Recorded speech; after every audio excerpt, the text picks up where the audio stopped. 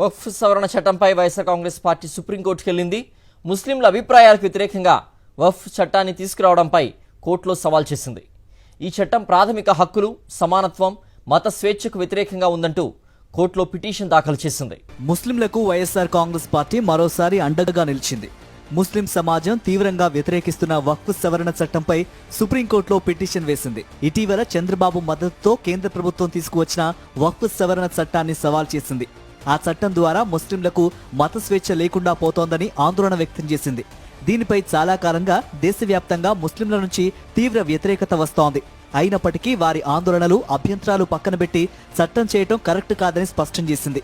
రాజ్యాంగంలోని ఆర్టికల్ 13, 14, 24, 25 ప్రకారం ప్రాథమిక హక్కులు, సమానత్వం, మత స్వేచ్ఛలకు తీవ్ర వ్యతిరేకంగా ఈ నూతన వక్ఫ్ సవరణ చట్టం ఉందని వైఎస్ఆర్ కాంగ్రెస్ పార్టీ భావిస్తోంది. వక్ఫ్ సవరణ చట్టంతో ముస్లింలకు ఇబ్బందికర పరిస్థితులు తలెత్తనున్నాయి.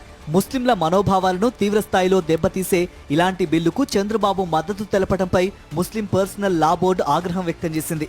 గత నవంబర్లో విజయవాడలో జరిగిన వక్ఫ్ పరిరక్షణ మహాసభ కూడా చంద్రబాబు వైఖరిని తీవ్రంగా ఆక్షేపించింది. చంద్రబాబు నిస్సిగ్గుగా ముస్లింలకు వ్యతిరేకమైన వక్ఫ్ బిల్లుకు ఆమోదం తెలపడంతో అది చట్టంగా మారింది. దీనిపై మొదటి నుంచి వైఎస్ఆర్సీపీ వ్యతిరేకిస్తూనే ఉంది. అయినప్పటికీ చట్టం చేయడంపై సుప్రీంకోర్టును ఆశ్రయించింది.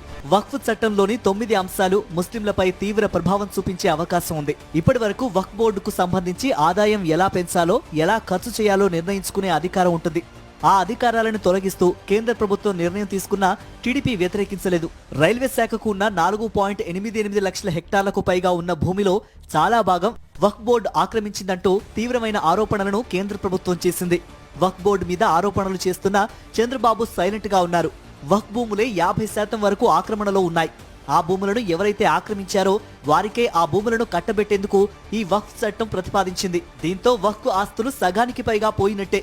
ముస్లిం సంస్థలకు నాన్ హిందువులు విరాళాలు ఇవ్వకూడదన్న అంశాన్ని వైఎస్ఆర్సీపీ వ్యతిరేకించింది.